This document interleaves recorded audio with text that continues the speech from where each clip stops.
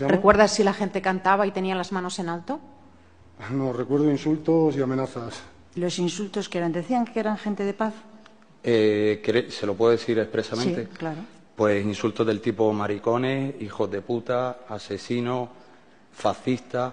Gente que había visto golpear a guardias civiles, luego nos gritaba a la cara que era gente de paz.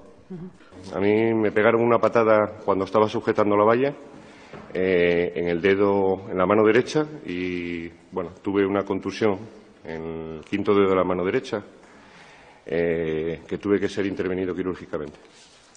¿Cuánto tiempo estuvo usted de baja por estos hechos? 153 días. La violencia no va con nada de ninguna reivindicación de ninguna formación política en Catalunya. El nostre adversari és l'estat espanyol. Per tant, aquests són els nostres adversaris. La resta som el poble català. I la resta som les que aconseguirem la independència. Fora les forces d'ocupació! Fora les forces d'ocupació! Fora les forces d'ocupació!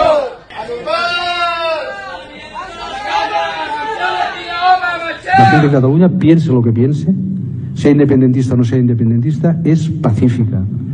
De hecho, Cataluña siempre ha militado en el pacifismo.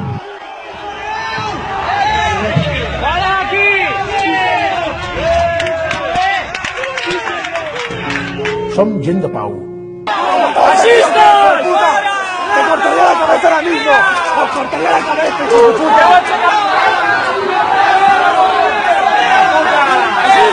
¡Fascista!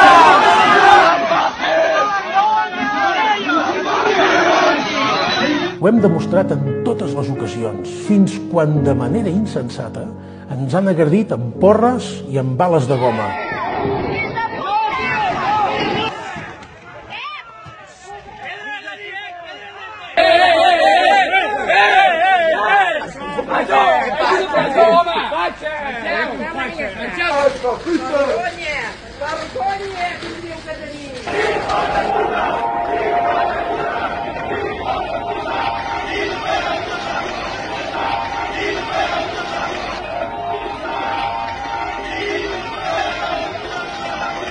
Perquè el pensament ha de ser divers, les opinions també, sinó perquè conviuen pacíficament i amb respecte.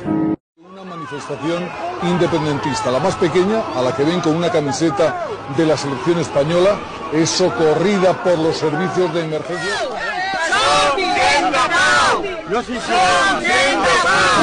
De manera que tota aquella persona o institució que practiqui l'insult i la violència està de fet amenaçant els fonaments de la pau i perd tota autoritat per donar cap lliçó. Fills de